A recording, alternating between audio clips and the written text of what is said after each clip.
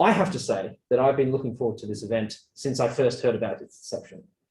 The Taiwan test, how to keep democracy alive in Asia, sounds like a fascinating topic. To do this, and to introduce our panelists, I have the utmost pleasure to introduce Rowan Carrick, OBE, and Fellow of the Australian Institute of International Affairs. He is an industry fellow at Griffith University's Asia Institute. He was Beijing-based China correspondent of The Australian for 2 terms, following 20 years with the Australian Financial Review, including as China correspondent based in Hong Kong. He was also the Asia-Pacific editor for both newspapers. He's won a Graham Perkin Award for Australian Journalist of the Year and 2 Walkley Awards. So it goes without saying that tonight we have someone of unbelievable wealth of knowledge and experience in this area.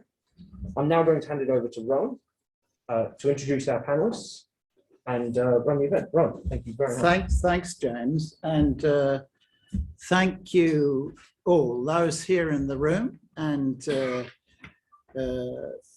those online, for participating in our session in one of the most important issues of our times.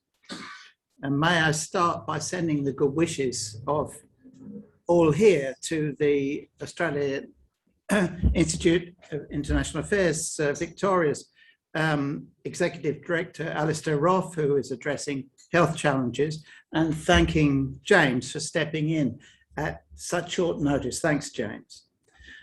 Taiwan has emerged in the last few years as a very significant place, not only because the People's Republic of China has, under Xi Jinping, stepped up its rhetoric about annexing Taiwan, but perhaps more importantly, because of what's been happening within Taiwan itself. It's become something of a model for countries transitioning towards democracy, or indeed for those long democratic. It is, of course, a very beautiful place in landscape, flora and fauna, and a culturally important one. But more than that, it's evolved into a multicultural society, including indigenous peoples from whom most Pacific Islanders originated, of about the same size as the Australian population, in which the contest of ideas and policies has become both fierce and fair, in which democracy has taken a very firm grip as a part of what it means to be Taiwanese. This evening, we shall take a look at Taiwan's regional setting, at the PRC's objectives and the odds of its success, and at what's happening inside Taiwan itself. So I'll introduce the speakers briefly by turn. Their full bios are available on the general information for this event. And after each presentation, I may or may not ask a follow-up question of my own. Then, following the 3 presentations, the floor will be open to your questions.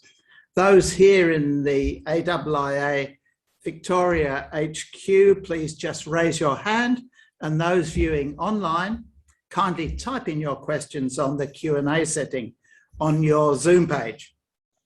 First, we're going to Natasha Kassam in Sydney. Natasha, a former diplomat, is director of the Lowy Institute's Public Opinion and Foreign Policy program, which has just brought out the latest of Lowy's fascinating annual polls. And over to you, Natasha. Thank you so much, Rowan and James, for having me. I am obviously devastated that it's not in person, but here we are making this work like it's 2020 again. Roland's asked me to talk a little bit about how democracy is faring in East Asia, the influence of China, and what that means for Taiwan. So I thought I would start out talking quite big picture, because I know that Alan and Mark will have really kind of granular, interesting stuff to talk to you about. It will be not a surprise to anyone to realize that as the pandemic and violent conflicts and economic and physical insecurity really ravaged the world in 2020, we saw democracy sustain some pretty heavy losses when compared to their authoritarian competitors.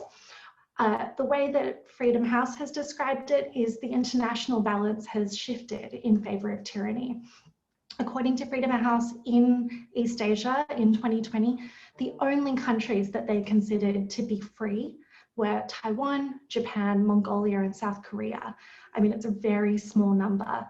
And elsewhere in the region, we saw Cambodia's legislature adopt emergency laws to surveil and arrest anybody who dissents. We saw students and academics arrested in Indonesia. We saw broadcasters shut down in the Philippines. Even before the coup and the tragic violence that has engulfed Myanmar since February this year, there were already students and activists reporting an uptick in detentions in public for their involvement in public protests.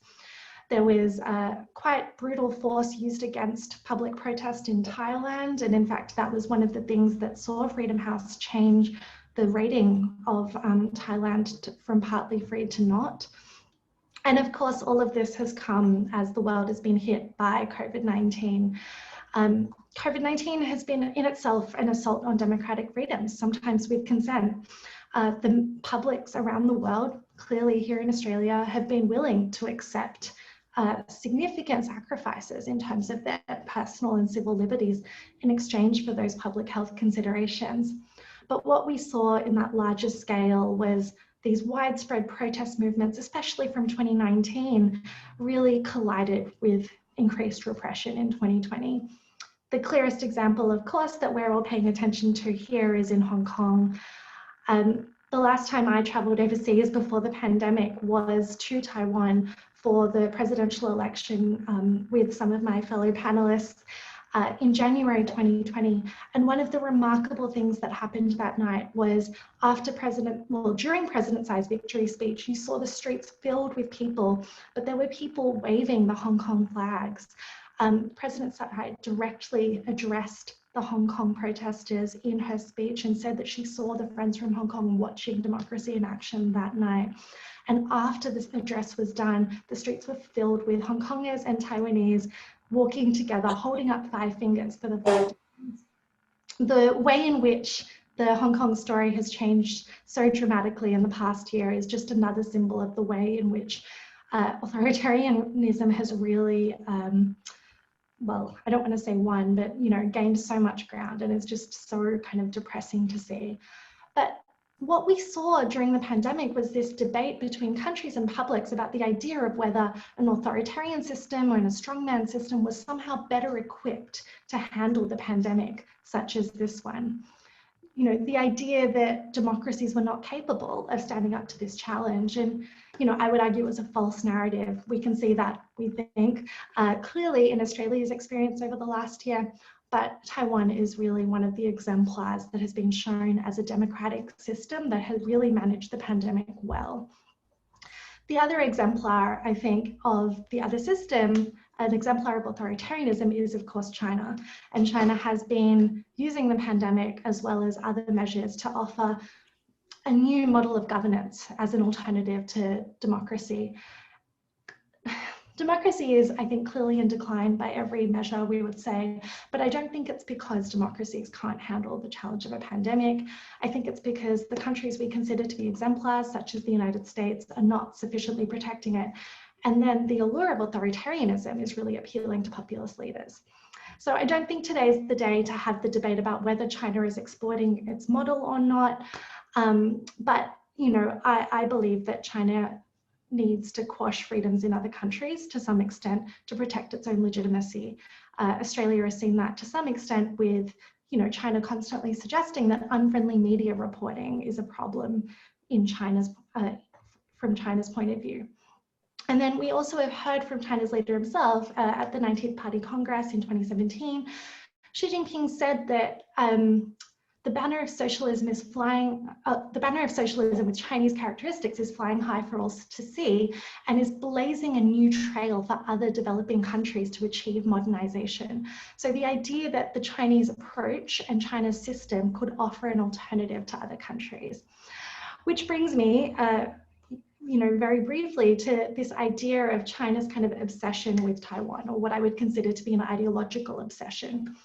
China's leaders talk a lot about rejuvenation, and that is this idea of their commitment to rebuilding a strong, stable, wealthy, confident nation to reinforce their own legitimacy. From China's perspective, rejuvenation requires like economic prosperity and political stability. And then they celebrate much of these kind of historical narratives in order to develop this idea of the rejuvenating China. That these narratives cast the party as being central to the modern China project. And what this means is that we see a kind of combination of incentives and prosperity and development goals, but also the kind of darker side of authoritarianism, where we see mass surveillance and internet censorship and really horrific repression when it comes to a range of ethnic minorities, religious groups, lawyers.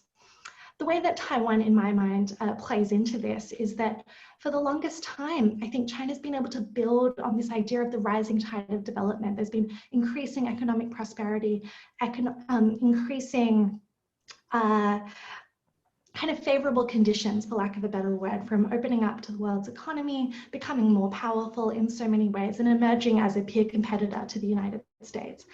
But today, many of these favorable conditions are gone. In many ways, they are a victim of China's success. Economic growth has slowed, requiring quite painful reforms in China. There are major demographic and environmental challenges.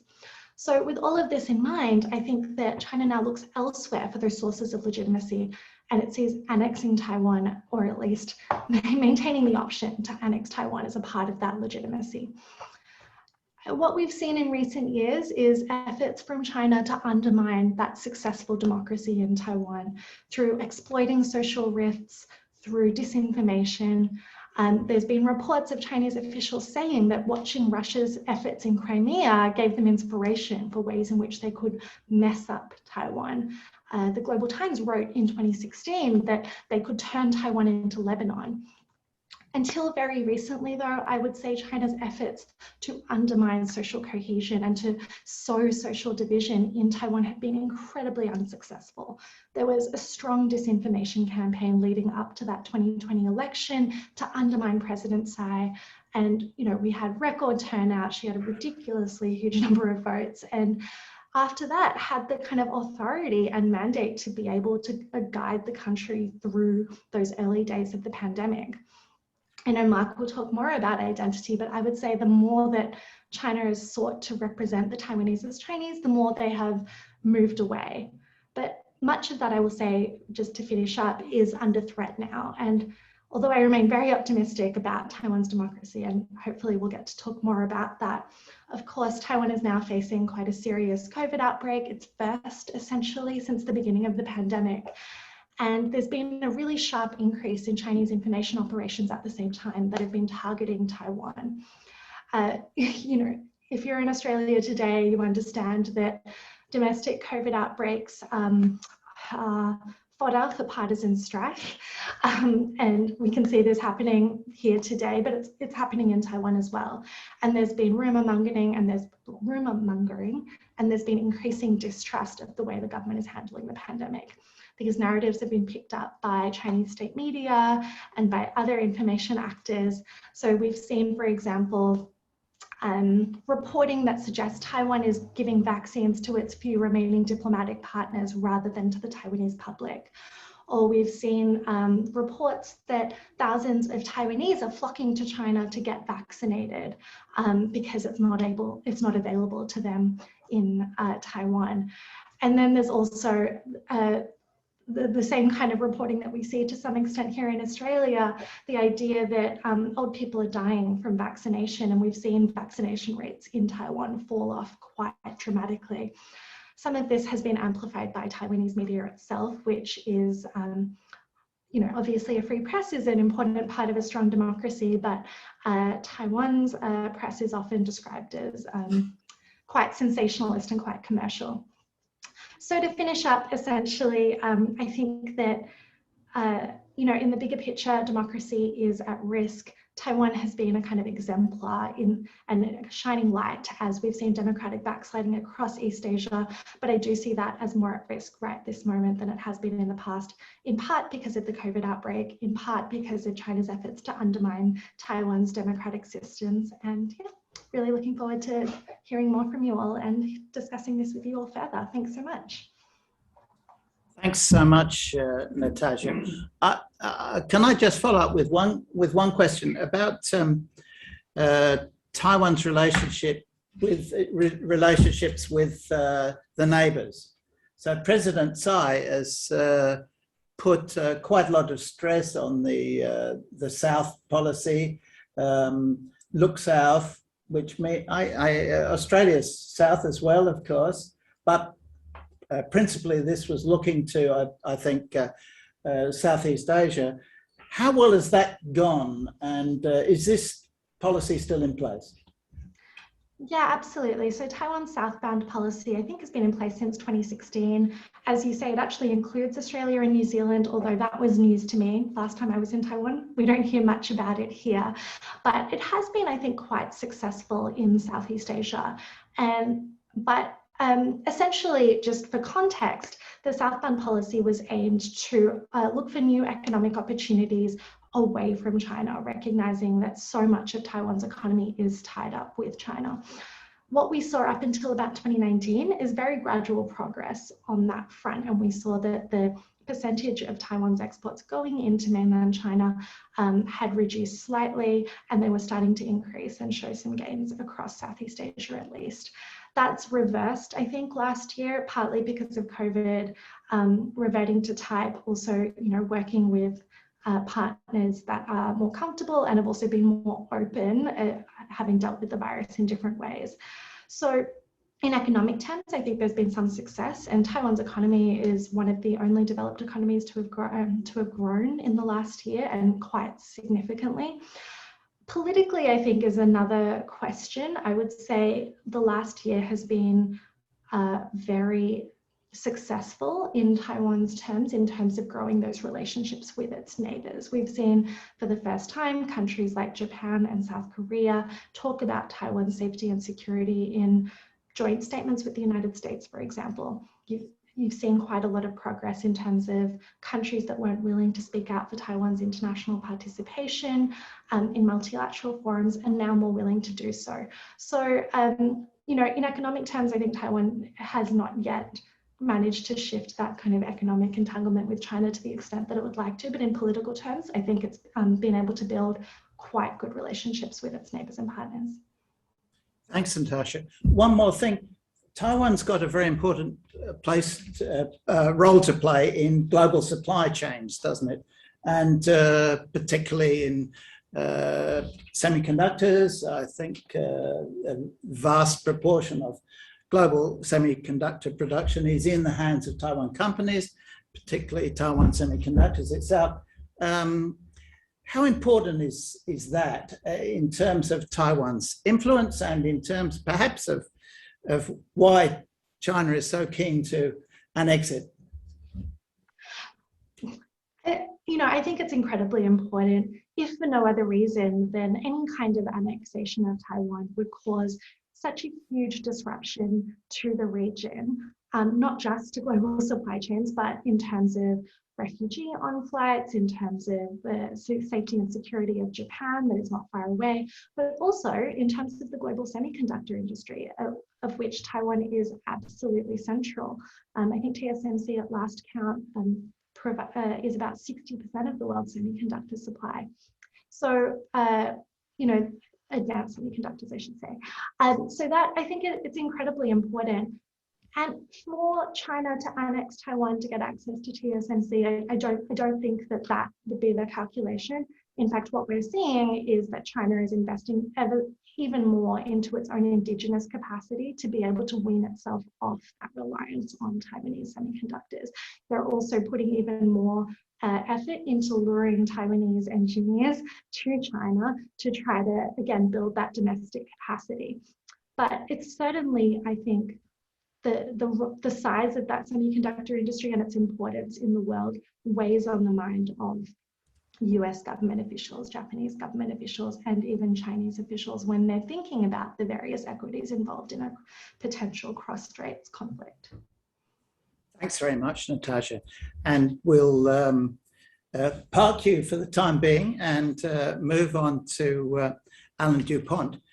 So Alan is professor of leading Australian universities, one of our most eminent experts on strategic affairs, and he's the founder of Cognoscenti, the Cognoscenti Group, political and risk consultancy. And we're looking forward to hearing from you, Alan, also in Sydney. Thanks. Thanks very much, Ron, and good evening, everybody. I should apologise for my very bland background here. With exquisite timing, I decided to move house on the same day that you're having this webinar.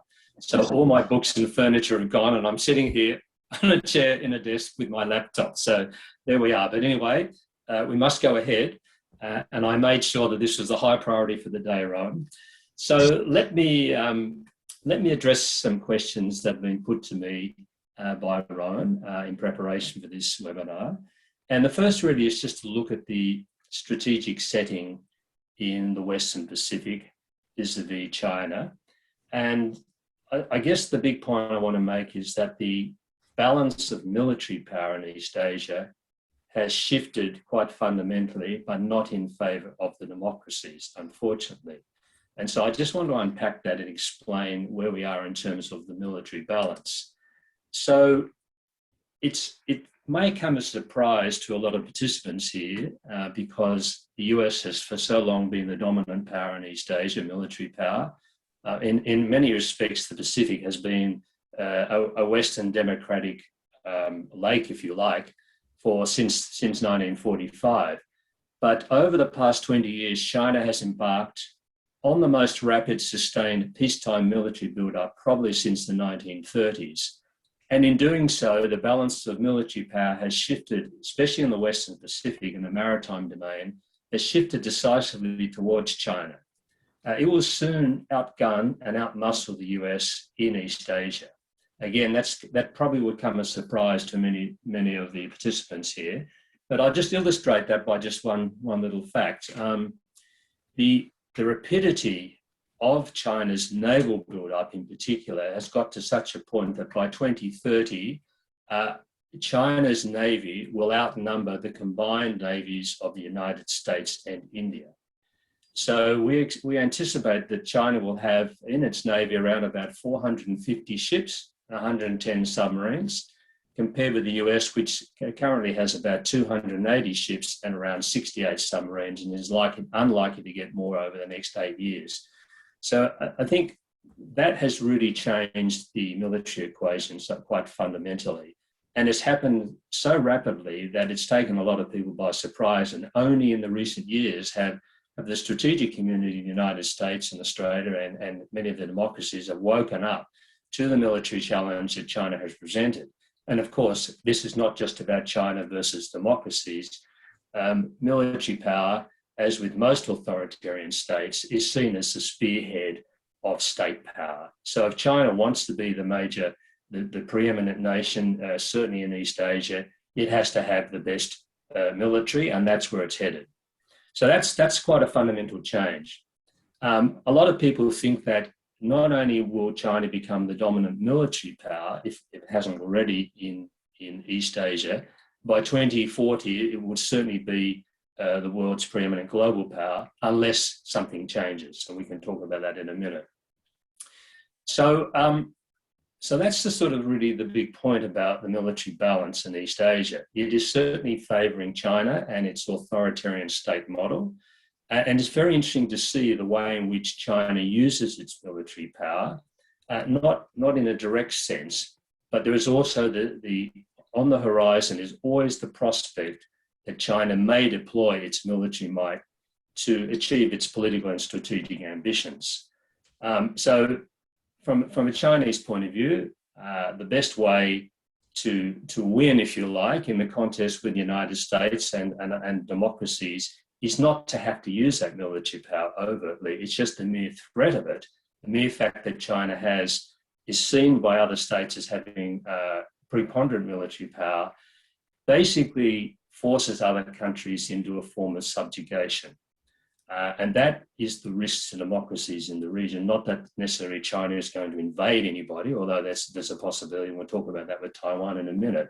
But the fact that it has preeminent military power and it's prepared to use it is going to make a lot of countries think twice about taking China on. It actually conditions people to appease China and give China what it wants without China having to use that military power. So a couple of points just to add to that. It's not only about military power.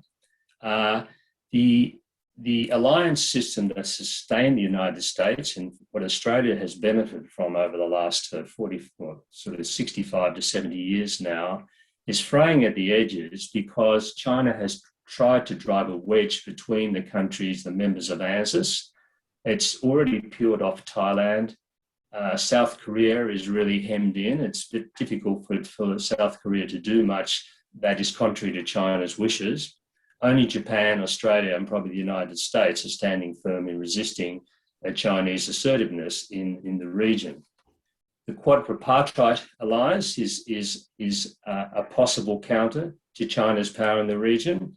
That's the United States, Japan, and India, and Australia together. But again, that's a very much a nascent. It's not really an alliance. It's a coalition of states that are united in their desire and need to push back against China to balance Chinese power. But it's far from being a military alliance. So that has its limitations. So on the other side of the coin, of course, China is often characterized as a lonely power, and that's partly true because it doesn't really have alliances, although it has accommodations with countries. But it's a very large and powerful lonely power, and that compensates. So China doesn't really need any other country to come to its assistance. It's because it's a country of 1.4 billion people, and it has an enormous capacity to get its way without relying on other countries to support it. So that's the sort of the equation, in simply speaking, on the military strategic side of the house. Now, it's not only about military power too. We need to think about the way in which China uses its statecraft, all the instruments of state power to achieve its national interests. And in particular, it uses a technique which is often described as grey zone tactics. Other terms for it are hybrid military power or threshold warfare. So if I can just define grey zone activities, they're really coercive statecraft actions short of war, designed to achieve the user nation's strategic goals and national interest goals. Now, I'll give you a few examples. We're talking about the use of influence and interference operations that we've seen play out through the region, and particularly in Australia, the coercive use of trade and economic levers, the militarisation of the South China Sea, using its fishing fleet and its Coast Guard to achieve its strategic goals without actually using its Navy. We've all seen how that's played out over the last 5 years. The use of paramilitary forces that are deniable. So, for example, we see on a lot of Chinese fishing vessels, we see basically paramilitary units that report directly to Beijing and are part of a broader network at the spearhead, if you like, of China's naval power in the region. Now, this is something that's very difficult to combat. So we get references to little blue men. So this is a sort of reflection of what Russia has done in Ukraine with putting in clearly Russian military forces, but in a deniable way. They wear no identifying patches, green uniforms, and they're deniable. Russia says there are no Russian forces in Ukraine. And China has taken a leaf out of Russia's playbook, if you like, in the maritime domain to have its sort of little blue people do the same things. So these are the sorts of tactics, of grey zone tactics, that are difficult to combat. And China has used very effectively to get its way in the South China Sea, also the East China Sea, and more broadly throughout the region. The other, I think, primary example of the way in which China uses all instruments of state power to achieve its strategic goals is the use of economic coercion. Now, Australia has been on the receiving end of this, as we all know, over the last 12 to 18 months. But it's not just Australia that's been singled out for coercive trade pressure. China has employed this with 27 other countries around the world. So it is clearly part of its statecraft. It uses inducements in the form of debt trap diplomacy to appeal to developing countries, to invest in developing countries, to make it attractive for them to sign on to China Inc. But the other side of that, it also uses coercion and threats to get what it wants. It's a combination of two. So there's two sides of the way in which China uses its statecraft. So the risk there is that China can use that statecraft to get its way without having to use military power whatsoever. If you've basically done a debt for equity deal with China and you're a developing country and you can't pay back the loan, then China's quite happy to take equity in a port or an airfield, often exclusively. So you get little enclaves or Chinese bubbles in countries around the world, from Argentina right to the Pacific, and even in Europe now, in Montenegro, for example, or in Central Asia, Kyrgyzstan. So you can see the way in which China uses all the instruments of state power in a way that democracies can't do and don't do, because authoritarian states have some built-in advantages in the way in which they can monopolise, or they can mobilise, I should say, all elements of state power towards a strategy that can be sustained and supported financially over a long period of time without any opposition, without any NIMBYs to create problems for the government. And that, of course, is all led by the Chinese Communist Party with the great helmsman Xi Jinping leading the way.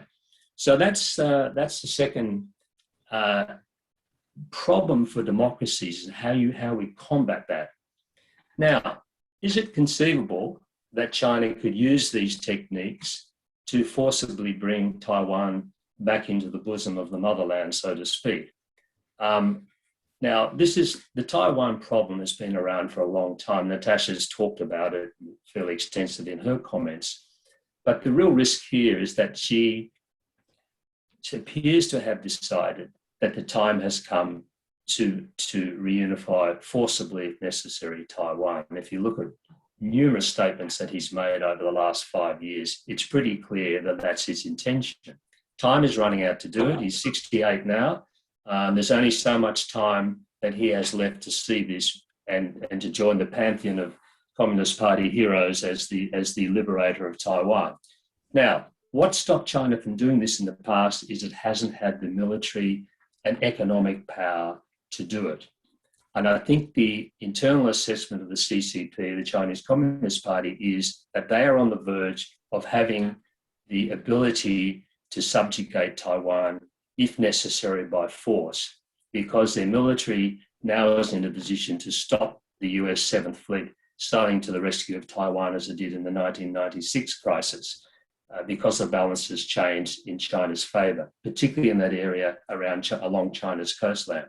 Now, I think that China, I can't actually see China invading Taiwan in a kind of world, as you would see in a World War II movie, it's a John Wayne movie, that you're getting on the ships and just invading Taiwan. I think what they would do is seek, through a process of attrition, to wear down Taiwan's morale, to exhaust its military by continually flying into its airspace, as it's been doing for the last 6 months, very provocatively, and to have the ability to cripple to Taiwan's infrastructure, water, power, energy, its banking system, to be able to close all that down prior to a military invasion of Taiwan. So I think you would see that is the most likely, that is the way that I think it's most likely to play out.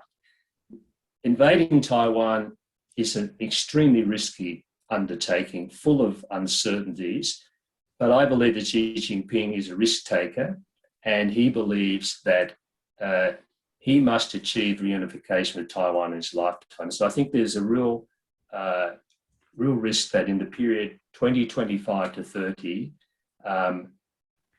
Xi Jinping may seek to bring Taiwan into mainland China and reunify forcefully the two polities, and that's the risk. Now, the final question that Rowan put to me was, if that were to occur, how hard would it be to keep Taiwan subjugated? And that's a very interesting question. When I thought about this, it's, my sort of initial response would be, it would be a very difficult thing. But when I thought about it further and watching how the Chinese template in Hong Kong, it became clear to me that China has put a lot of time and thought into subjugation of Taiwan. It's no good if you're going to go to the trouble of militarily taking over a fairly large island of 24 million people. You don't want to declare victory on week 6, as George W. Bush did in Iraq all those years ago, because the real conflict would take place then. Taiwan is geared for guerrilla war. It's going to be a very tough nut to crack. So you may see resistance play out for many months. But bottom line is, China has such overwhelming military power. I don't think the US could come to its rescue, because its military forces would be at risk from Chinese missiles, among other things, and that over time, China would put so many troops onto Taiwan that it would eventually pacify Taiwan, even a population of 24 million. The real question is, of course, what would the rest of the world do? And I think that's probably the subject for another webinar, because I don't really have time to sort of elaborate on that, but other than to say that the real key question as to whether China could continue to subjugate Taiwan would be whether the US in particular, but other countries whether they would be prepared to support a Taiwanese resistance militarily if necessary. And at the moment that seems unlikely, but you can't rule that out. A lot depends on how the crisis plays out. And I believe that there is probably a 50% chance that we're going to see something like that occur in this region over the next 5 to 8 years. So I think I may have run out of time here, so I'll leave it at that, and I'm more than happy to take questions. Thank you. Thanks so much, Alan. That's a very chilling presentation. I've got a couple more things to ask you. First one is Taiwan itself, the government of Taiwan and the Taiwan military, is it investing enough in its own defence? This has been a criticism leveled in some quarters in the United States. I wonder what you feel about that. No, look, I'm of the view that Taiwan has not invested well in its defence. I think there are two reasons for that. First of all, the assumption from Taiwan's leaders for a long time has been that the US would come to the rescue. It had to do something for itself, but primarily the US would provide not only a nuclear umbrella, but it would also provide superior conventional military forces to combat any attempt by China to take Taiwan by force. And I think only belatedly have they come to realise that the balance of power has now shifted decisively in favour of China. That strategy will no longer work, and they're now scrambling furiously to make up lost ground by developing the capabilities they need to combat China. And so one of the problems they have is they put all their eggs in big weapon systems which are relatively easy to knock out. What they need to do is have a completely different strategy where they have small, highly mobile forces with lethal high technology weapons that are very difficult to take out, and you have lots of them, okay? Taiwan is eminently defendable with the right strategy and the right military capability, regardless of what the US does.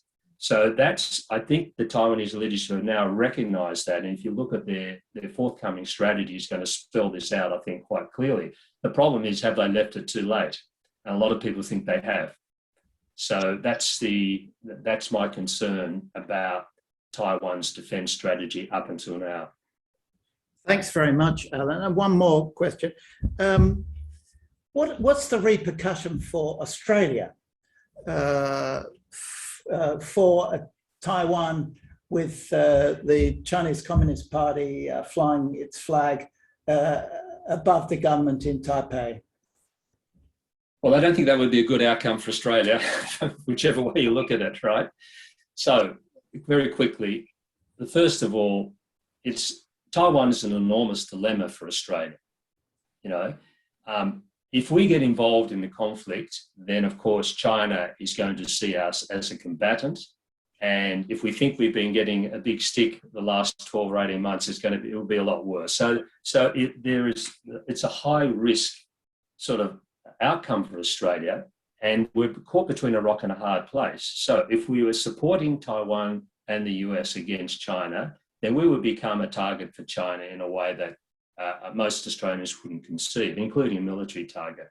On the other hand, if the US asked us to come on board a democratic response to a Chinese invasion or attempt to take down Taiwan, and we said no, or we sat on the fence, it would have enormously negative repercussions for our alliance relationship with the United States, and more broadly, for our position as a robust democracy that presumably would be supportive of Taiwan's democracy. So that's the dilemma. And of course, it all comes down to the detail of how a crisis might develop. Australia might be able to get away with sending some token force, but I don't think that would satisfy the Americans. The Taiwanese would see that as a betrayal of another democracy. They would expect us to do more. And other countries in the region would be looking at what Australia did too, to see where, do we put our money where our mouth is, so to speak, democratically. So if we say that we're in favour of robust democracies and political participation, and China uses military force to subjugate a democratic entity like Taiwan, then what does it say about our commitment to democracy? So these are the sorts of questions that we would be our policymakers would be confronted with, obviously. Thanks, Alan. And let's hope these are questions that are being indeed considered in Canberra as we speak tonight. If I can, people are shaking their heads in the audience. No. Thanks, Alan. If we can move on to Mark Harrison. Mark is Senior Lecturer in Chinese Studies at the University of Tasmania. And please don't blush, but Mark, you are Australia's most respected expert on Taiwan. So welcome aboard from Hobart, and we look forward very much to hearing what you have to say. Well, thank you, Rowan. That's very kind of you to say. Like Alan, you present me with some questions to respond to for this presentation, and you know me well because the kinds of things I like to say are the questions you ask me to respond to. You wanted me to say something about Taiwan's history, and I think its history really bears upon responses to a kind of military threat from China, and the way the Taiwanese will think about resistance and so on if there's something terrible does happen. So history is incredibly important when we think about Taiwan. It's also a poorly understood history. And so I'll just say, make some points about the history that are really relevant as we think about what Taiwan's place in the world. You asked me to identify some key historical dates, and the first one is 1895, which is when Taiwan was ceded to Japan as a colonial territory by the Qing Empire. So Taiwan became part of Japan before the end of the Qing dynasty, which is 1911, and the founding of the Republic, which is 1912. And in many ways, the Taiwan story is about where empires drew their boundaries at their end. And we can make an analogy with the end of the Ottoman Empire or the Austro-Hungarian Empire, big empires that ended at the end of the 19th century, early 20th century, and nations emerged in their place with particular boundaries. And in many ways, the story of the 20th century has been contestation over where those boundaries are drawn, and Taiwan can be understood in that context. The story of Taiwan's Japanese history, a remarkable one, very strong resistance to Japanese colonization, both military or violent resistance as well as civic resistance, but also an experience of modernization. In many ways, modern Taiwan was created in the first half of the 20th century. So urbanization, industrialization, industrial agriculture, all of those parameters were established during the Japanese colonial period. This month is, or at the beginning of next month, is being celebrated as the 100th anniversary of the Chinese Communist Party, founded in 1921. It's also the 100th anniversary of the foundation of the League for the Establishment of a Taiwan Parliament, which campaigned for almost 15 years, from 1921 until 1934, for the establishment of self-rule for Taiwan during the Japanese period. So a really long history, very compelling history of really deep engagement with Taiwan's place in the world and its modernization. And then, of course, Japan took its turn towards militarization and its own adventurism. And of course, Taiwan, as part of Japan, was very much drawn into that. The Taiwanese were considered to be Japanese, and so they fought on the Japanese side during World War II. In Australia, there was about 1,000 Taiwanese were interned for the duration of World War II because we classified them as Japanese citizens. The next date is, at the end of World War II, is 1947, which is the 1947 uprising that began on February 28th. So Taiwan was claimed by the Republic of China in 1945 and taken over by the ROC. And then, of course, 18 months later, in 1947, there was an uprising against the Chinese nationalists who'd taken control of Taiwan.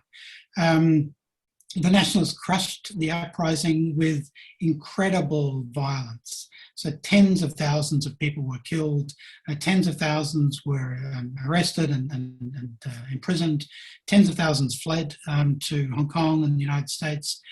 So a really traumatic event in the history of Taiwan, in many ways the most important event in the history of modern Taiwan. And then, of course, in 1949, the national government of the Republic of China fled the mainland and relocated to Taipei. So this event speaks of a history of trauma, of violence, and a really, really difficult history, and one in which, in many ways, the distinction between Taiwan and China was written in blood, as it were. Also geopolitically very significant because it was widely understood that this had happened around the world. The United States in particular was horrified, and the United States began to reduce its support for Chiang Kai-shek and the nationalists as a result of the 1947 uprising.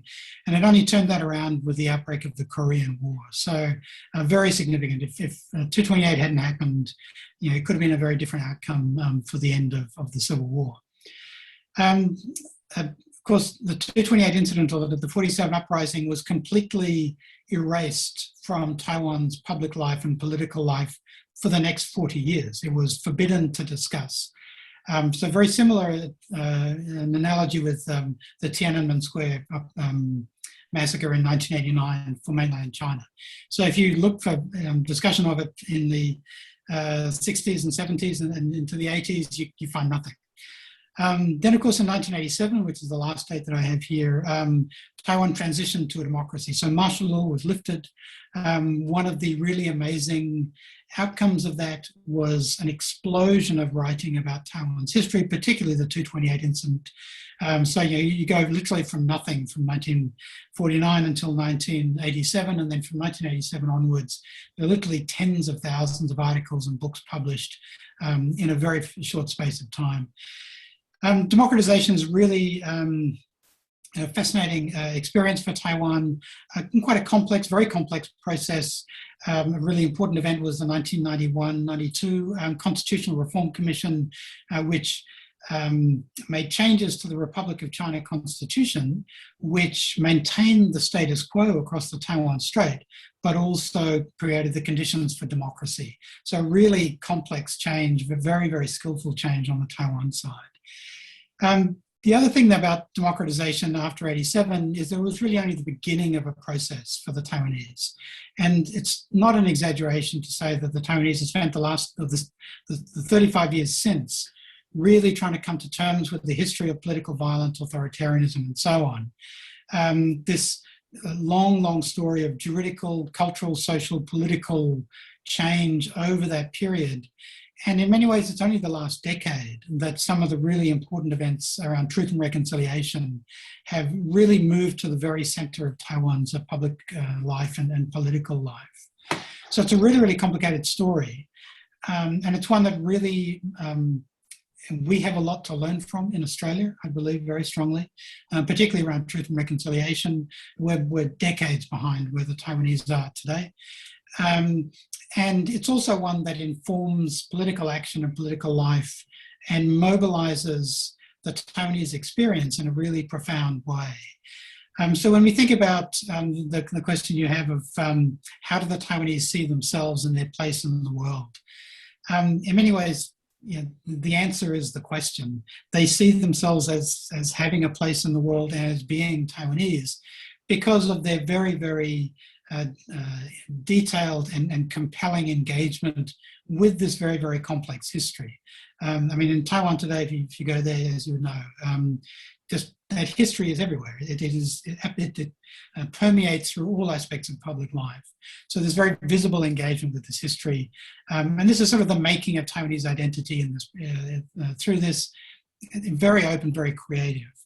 I acknowledge Natasha's comment about a very noisy and acrimonious media landscape. Some of the debates around identity and politics and so on are not incredibly edifying. There's not a lot of tone, or like everything is discussed at 11, regardless of what it is, whether or not it's an invasion by China or pet registration laws. They're all discussed at the absolute maximum. So it is a very intense public life, but it's part of the Taiwanese experience, as I say, one that we can learn from, which alludes to your last question, which is Australia-Taiwan relations. I think it's fair to say that Australia-Taiwan relations are very cordial, very warm. We have an office in Taipei, which does a great job, the Australian office, staffed by very committed Department of Foreign Affairs and Trade people. Same time, very overshadowed with the relationship with China. There's a long-standing tendency to see it as a zero-sum game. So anything we do with Taiwan is something that costs us with China and vice versa. We have a one China policy, which is deliberately ambiguous concerning our Australia's position on the status of Taiwan in the international system. But it sets limits. And because we don't have diplomatic relations with Taiwan, there are very significant constraints on the extent to which the relationship can be developed. It's also relevant in the current moment because obviously Australia-China relations are not particularly positive. But we haven't seen from the Australian government really any substantive movement to upgrade or improve relations with Taiwan, which is very frustrating, I can tell you, from the Taiwanese side. They're really looking for something and nothing's really arrived. The FTA, which has been floating around for the last 5 or so years, is not moving forward and it's not going to move forward. So even though relations with China are bad, there hasn't been any kind of upgrading on the Taiwan side from Australia's point of view. So we could do a lot more. We could also learn a lot more from Taiwan than we've been willing to do. We don't have a lot of policy depth to really understand the Taiwan story. In our public institutions in particular, there's very, very poor understanding of Taiwan. So there's a long way that we can go to really take on all of this history and build this relationship. And I'll stop here. Thanks so much, Mark. You've covered a lot of ground there. I'll ask you a couple of things. First of all,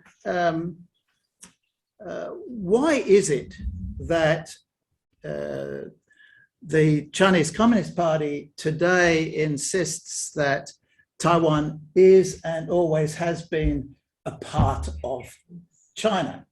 And of course, all people who look Chinese are sons and daughters of the Yellow Emperor, is a sort of view that even people with citizenship elsewhere are kind of really part of that empire. But when you look on maps, you see, for example, that Mongolia was a part of the Qing Empire, but no one seems to be preparing to shoot missiles at Mongolia at this moment. This is all very puzzling, and the extent to which this is so emotional as an issue for the Chinese. Have you got any explanations of this? I think there's a number of different dimensions to it. One is it's a Chinese nationalism. So Chinese nationalism, which is where you get a lot of the emotion. So Chinese nationalism is particularly fixated upon certain ways of thinking about Chinese history, the century of humiliation and so on. And so there's a lot of that attention in China's public life, and Taiwan is in many ways it's a site at which a lot of this emotion can be directed. It's a way of sort of releasing, in some ways, a lot of this anxiety around China's place in the world. You know, Taiwan is a metaphor for this nationalist historiography. There are also particular historical moments and particular structures in the party-state system which think about Taiwan in very specific and strange ways. The first point, of course, is that the party-state, or the Chinese Communist Party, has not always been as committed to reunification, or you would call it unification, as it has become in the last 20-odd years. If you go right back to before the founding of the PRC, to the 1930s, it was pretty sanguine about the future of Taiwan. So it's certainly grown as an issue over the decades.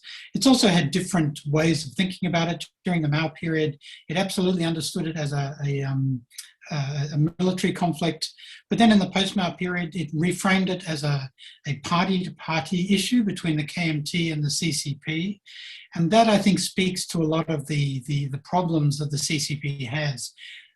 Because it's so ideological as an organization, it's really, it defines the Taiwan story as really one to do with the Civil War and the intertwined histories of the KMT and the CCP.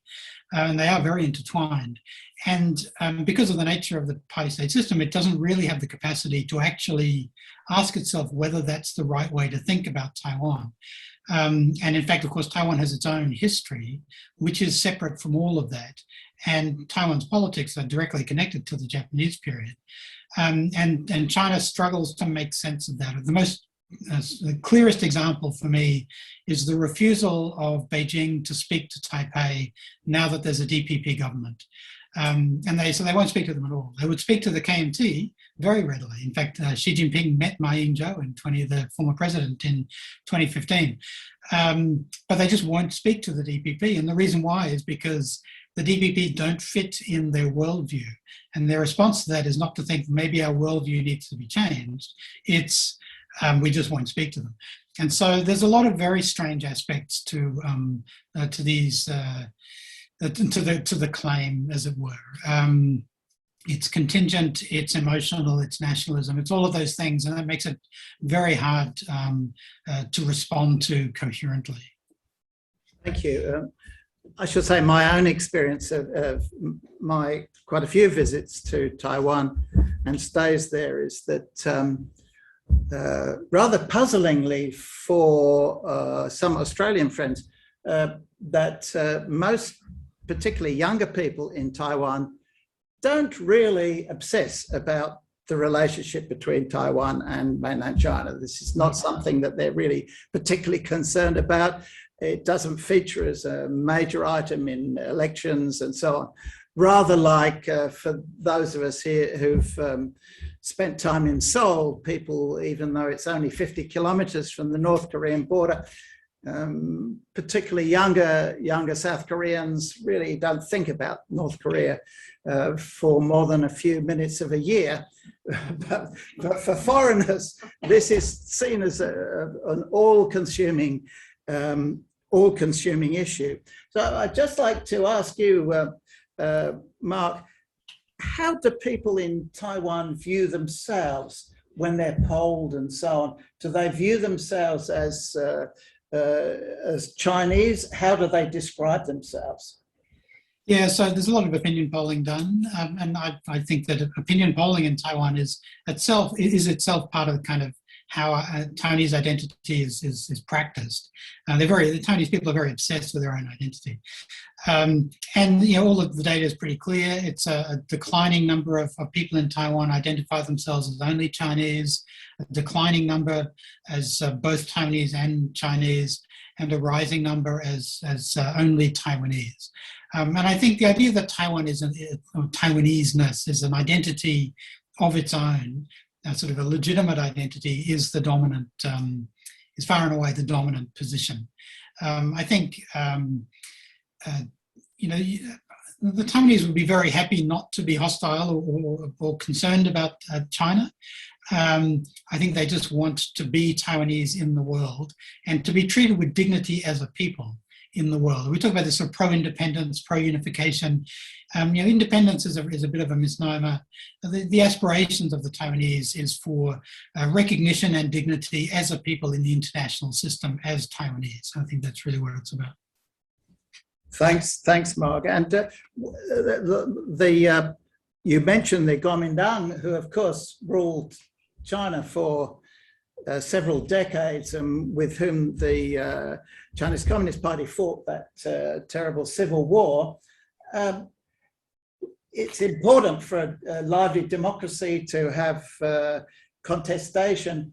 Will or can the KMT return?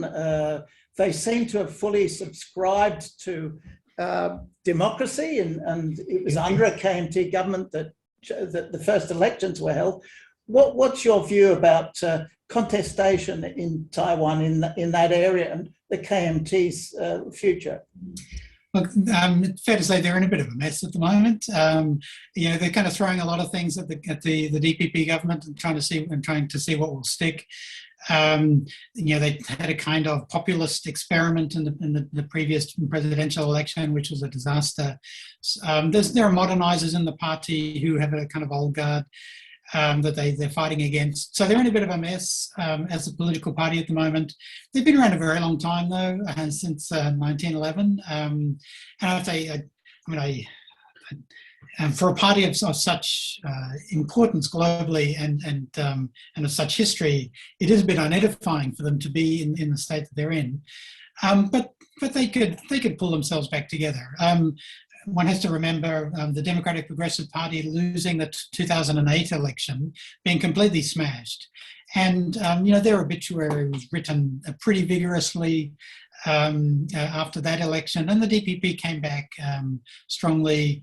So I think the KMT can do the same thing. They might not win the next election, but they'll probably get a lot closer than they did in 2020. We do have local elections at the end of next year, and that'll be an interesting test to see if they're getting themselves back in shape. Thanks very much, and thanks a lot, Mark. And now it's over to you. We've got quite a few questions from those of you who are online, and I'll start with asking one.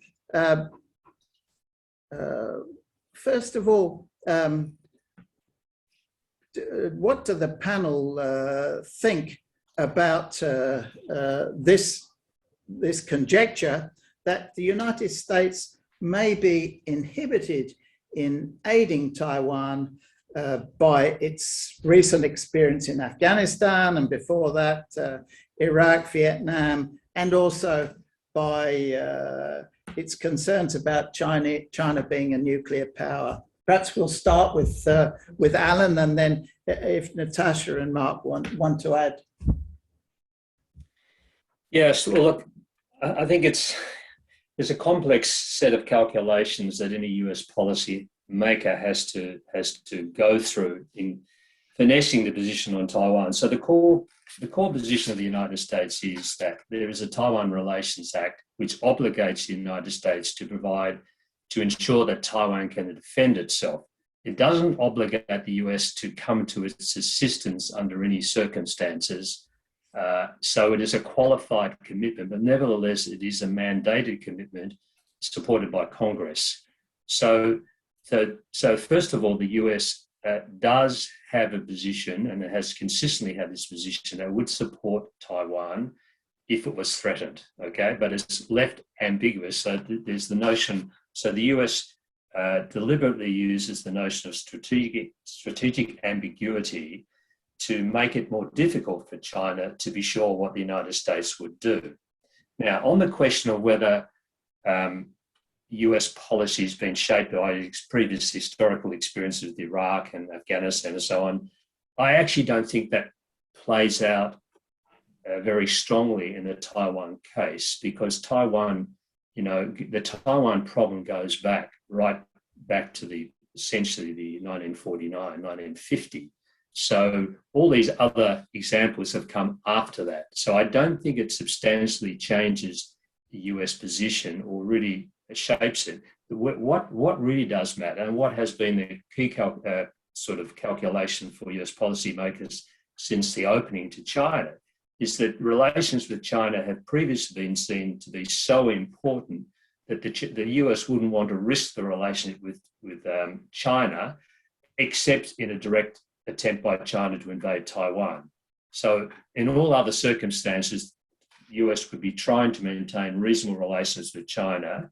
But I think that the mindset in Washington has changed since the Trump administration has continued under Biden, whereby the US now sees Taiwan, first of all, now directly being threatened, and the US needs to make a stand on that, because democracies more broadly are being threatened by China. And that's coming through very clearly now in Congress.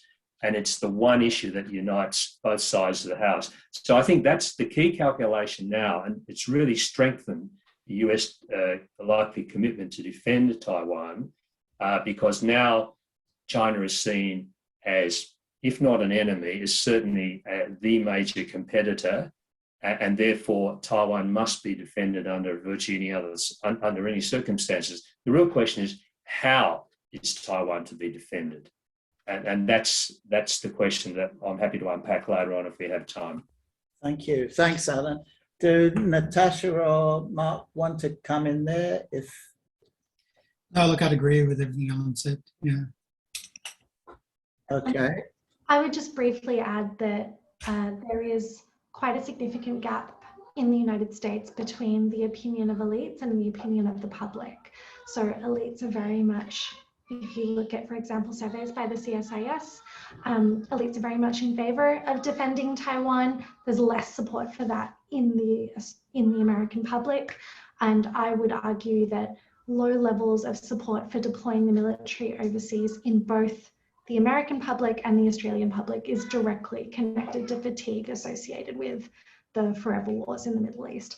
But there is, I completely agree with Alan, there is high levels of support at the elite level, and particularly in Congress, I think we have the highest level of support for the US since 1979. Sorry for that. Thank you. The next question I'll ask is about Natasha's already touched on this, about the impact of what's happened in Hong Kong in the last year with we're actually, tomorrow is the anniversary of or tonight, the anniversary of the national security law being rushed in, the first year.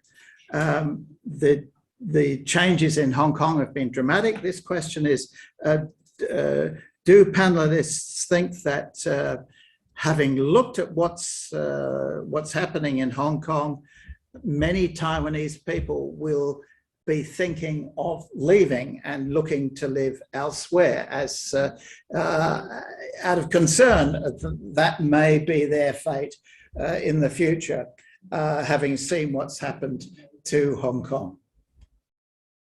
So I think there's a few things to unpack there briefly. The first is that it's true that since the 1970s, China had suggested that the system with which Hong Kong was returned to the mainland, one country, two systems, would also be an appropriate model to bring Taiwan back into the fold in Beijing's eyes. So there is that idea that has been touted from time to time that Taiwan could fit into the same model as Hong Kong. But I would argue that the comparisons stop there. Hong Kong and Taiwan are incredibly different places. They have been for millennia even. when people compare the experience of a Hong Konger to the Taiwanese, I think they're overlooking that insofar as there has been this kind of great uprising and call for greater democracy in Hong Kong, it has been very much accepted as a part of China for quite a long time. Taiwan operates entirely independently. It has its own legislature, its own military, its own executive. It is an independent country in de facto terms, even if it's not in de jure terms. So the idea that, you know, the Taiwanese would see what's happened in Hong Kong and leave, I don't think that that's the case. And what I think has happened is seeing the speed at which Hong Kong has lost its freedoms has been a reminder of the power of China's ability to repress a system. So I think a lot of media reporting, for example, will say that the decline in Hong Kong is what caused the Taiwanese to vote for Tsai-Ing Wen. Again, I don't think that's true. There are polls from 1990, from 1998, from the year 2000, where 90% of Taiwanese say that they would never accept one country, two systems as their political system. But, you know, it is another example for the Taiwanese to understand and to remind themselves of the fact that 90% of them don't want to be a part of China. So I think it's kind of important to understand the distinct issues, but now we see Hong Kongers fleeing to Taiwan. We see Taiwan accepting Hong Kong refugees. And so that kind of civil society relationship is growing, but the political systems, I think, are still very, very different as experiences. Thank you. Do either of the, Mark or Alan, want to add anything? I might just sort of say a couple of things. I mean, I think Natasha's absolutely right. And it's certainly what's happened in Hong Kong has focused the mind of many people, but particularly the Taiwanese, on what fate might await them. So that's coming through clearly. But in terms of the region, you know, I think there are two distinct approaches to what's happened in Hong Kong and the conclusions that are drawn. There is one side of the argument that, well, we don't want that to happen to us, so we're going to push back and seek to balance China's power, and that's the sort of Australian position. But there's another opposite view that, well, we don't want what's happening in Hong Kong to happen to us, so maybe we better just not necessarily appease China, but we better be very careful about pushing back.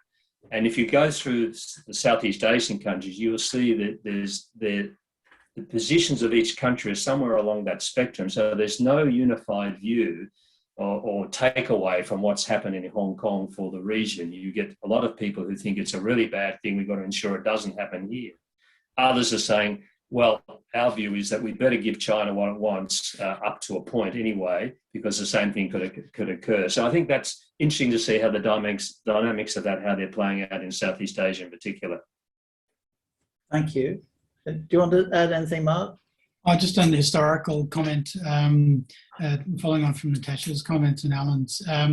Yeah, if you the Hong Kong and Taiwanese stories are really, really different. When you look at Taiwan under the martial law period, there was a very large overseas Taiwanese community, particularly in the United States, of people who did leave because of authoritarianism, and they formed a very significant dissident community. And you know, famously, there was an assassination attempt against Jiang Jingwo, the son of Chiang Kai-shek, in New York in 1971, and the World United Formosans for Independence were classified as a terrorist group by the FBI in the 1970s. So there's just a really, really intense history which speaks to the differences between Hong Kong and Taiwan, and some of those really intense politics that Taiwan has generated over many decades. And of course, were Taiwan to fall under the authority of Beijing again in some circumstances, all of that would come back extremely intensely. I think much, much more intensely than governments around the world, particularly Australia, fully appreciate at any level. It would be very, very dramatic and very challenging. Thank you, Mark. And I think we're going to go to the floor here. Any questions here? Martin, you were the first to put your hand up. Hello? Is that on? It's the question. It's on. Oh, well, the microphone will pick it up. Okay. That's just a prop. Let's just go back to the military side of things. China has dealt with pesky people by swamping them. That's evident in Tibet, Xinjiang, and now in Hong Kong, where people are being not discouraged from leaving, but lots and lots of people from China are being encouraged to go to Hong Kong. There's a saying that I heard in China that was, keep the island, kill the people. And that, I think, together with the sorts of military approaches that China is taking towards Taiwan, with the missiles. The last I heard, well, the first I heard that there were 1,000 cruise missiles on the coast of China aimed at Taiwan. And I think they've been increasing them by 1,000 a year, to the point where they've probably targeted every little substation on the whole island. The military approach is pretty concerning. And if they do a sudden attack and destroy all Taiwan's infrastructure, that's going to be a very big problem. What do you see the solution to that? So, do you want me to respond to that? Go on, Alan. Yeah, sorry, I think I got the gist of that. So, what I would say is, when I started off life as an intelligence analyst, I remember my boss told me, he said, "Look, Alan, you don't worry about what countries say, look at what they do." Okay, so if you look at how China has developed and focused its military, it's clearly done it. It's clearly been driven by two factors. One, the need to prevent the US from being able to intervene militarily so China can then enforce its will on Taiwan. And secondly, to develop what we call an amphibious capability, because if you want to subjugate Taiwan, you have to occupy it. You can do all kinds of things. You can have trade blockades, you can attack its infrastructure, but ultimately, that's unlikely to bring Taiwan to heel. So you have to occupy the country. And to do that, you have to have the ability to ferry about 1 million plus troops from the mainland, about 130 kilometres across to Taiwan, which is a very mountainous little island, and impose your will by force, all right? So that is the strategy that China appears to be following. If you look at the facts on the ground, you look at its military capabilities, everything is designed to do those two things, to enable it to ferry a very large proportion of its military forces into Taiwan so it can occupy it. So that sort of explains a lot of what China's doing. That's why there are so many missiles there. And some of those missiles are designed to target Taiwan, but a lot of them are designed to take down American aircraft and American aircraft carriers. So they're multi-purpose. So they put a missile umbrella over the island to prevent anyone else from interfering. And then you build up the military naval capabilities to get all your troops over to Taiwan so you can occupy the island. So that's what's been going on militarily. So I think that explains a lot. If you look at what they're doing and not necessarily listening to what China is saying, you can see they've got to the tipping point now. I think in the next 3 to 5 years, they will have the capability to launch an amphibious assault on Taiwan, and it will be very difficult for Taiwan to defend against over time. So that's why I think the military balance has shifted so decisively, and that even if the Taiwanese were able to inflict massive casualties on China, which I think they're on the PLA, which I think they would, ultimately the PLA would prevail, just the force of numbers. Anyone else? I would just briefly chime in. I think I probably see it slightly differently. For the longest time, I don't disagree on those issues of military balance. I think that those questions are clear. For me, it's a question of intent. For the longest time, the United States and other countries, I think, have deterred China's aggression through their own military capabilities, as well as other signs of political support. Those have not been efforts to try to secure Taiwan's independence, but to try to defer China's invasion. I think if we kind of flip that logic on its head, I would argue that China's military buildup and aggression towards Taiwan is to try to deter a declaration of independence and other countries recognizing Taiwan as independent, to deter Taiwan from seceding in China's eyes, rather than trying to secure that kind of annexation or invasion. I agree that's kind of the long-term goal, but I think Alan said earlier that he thought there was a 50% chance of something like that happening in the next decade. I would argue it's closer to 20% from my perspective. I think it's important to understand the difference from Beijing's perspective of maintaining some version of status quo where Taiwan is not, in their eyes, really independent and hasn't been recognized as independent from by the rest of the world, and actually making Taiwan a part of China. Could I just come in very quickly there? So I think you're right, Natasha, but I think where I sort of differ from you in this, I think that deterring Taiwan from declaring independence has been a clear tenet of Chinese policy for a long time. But I think they've moved from that now to looking to developing a capability to essentially impose itself militarily. So they move from deterrence now to a military position of being able to force Taiwan to reunify with the mainland. I think that's where I see a really key shift in the last 3 to 5 years. Now, this is, of course, being debated endlessly by all sorts of experts, but that's the way I see the shift. And that's why I think it's quite dangerous. Yeah, I don't really disagree with that. I think, though, for me, there's a difference between the capability and using the capability, I guess. And that's where a lot of people are going to disagree because it's frankly very unclear. Thank you. Do you want to add anything, Mark? I'd probably just go down the middle there between Natasha and Alan. I would say just one very quick point about the missiles. The number of missiles actually aimed at Taiwan has been reducing over the last several years. So there was a really big build-up through the 2000s, and then over the last decade or so, they've actually been winding those numbers back, which is quite interesting in terms of intent and strategy and so on. I guess I'd pose a question in some ways to Alan, which is 1 million soldiers on Taiwan. That's a huge resource drain upon China to sustain that number of troops essentially indefinitely. All of Taiwan's security vulnerabilities then become China's security vulnerabilities. So we talk about blockades, so then you could blockade Taiwan. The United States could do it to prevent the PLA from resupplying its soldiers. So I think, Alan, you've alluded to this, that it really does depend on exactly how things play out. And there are a number of different outcomes that one could see depending on the exact circumstances. If China took any action, it could end up as my view is it could end up very easily as an unimaginable disaster for China, and I think Beijing is conscious of that possibility. Yes, thank you. And we've got another question here on the floor. Thank you. Jared McGoodle from the University of Melbourne.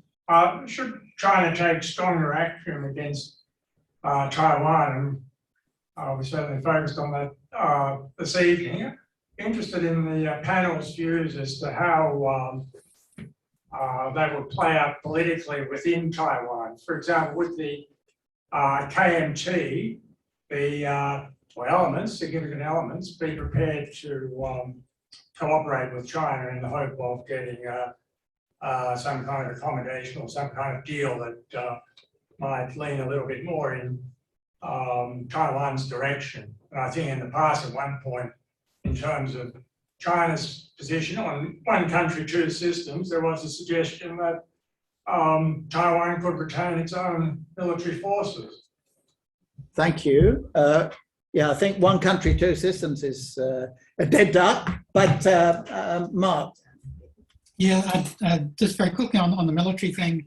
I mean, that's the most bizarre aspect of China's policies towards Taiwan. There's literally half a sentence about Taiwan may keep its military in the document. There's vast amount of documents that China produces, which of course makes no sense at all. It's inconceivable that Taiwan could maintain a US supplied military force. F-16s are not going to become part of the PLA at any time. So they all have to be sent back to the United States, all of that hardware. And it really points to China not actually having it talks about peaceful reunification, but it doesn't actually have any kind of roadmap to achieve any of those things, which is interesting in terms of the irrationality or the strangeness of its policy. In terms of the KMT or political actors in Taiwan being willing to sort of make accommodations, yeah, one can think of a few who probably saw pretty quickly on that. But I think the majority, far and away, would actually react. I think that's one of the things that we don't see now at the moment. Everyone's right. There's people are fairly sanguine about things. It's a fairly low-key debate on the possibility of action by China. But if it actually took any action, then you'd see a counter response. And we saw that with the Sunflower Movement in 2014, where the then KMT government tried to push through a free trade agreement in services and other things with Beijing, and 300 university students stormed the legislature and occupied it for 3 weeks. The parliament, the national parliament of Taiwan. So I think if there's any action by China, it will generate really, really intense politics, completely unmanageable politics for Beijing. You think Hong Kong in 2019, you multiply that by about 100, and I think is what we would see in Taiwan. Thank you. Thanks, Mark. Anyone else? Okay, let's go. We've got another question at the back there, please.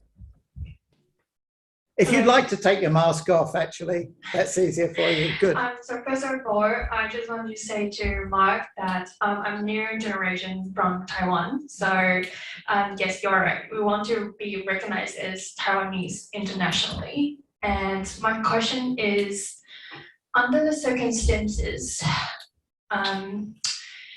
I believe no one actually want to have any kind of the situation which is war in the future. So is there any possible Australian can have any economically support to Taiwan, like more free trade agreements or more international, let's say, exchange student program to help, or for example, when we mentioned about the semiconductor, that Taiwan has this kind of industry that is able to collaborate with Australia industry as well. Is that any possible in the near future?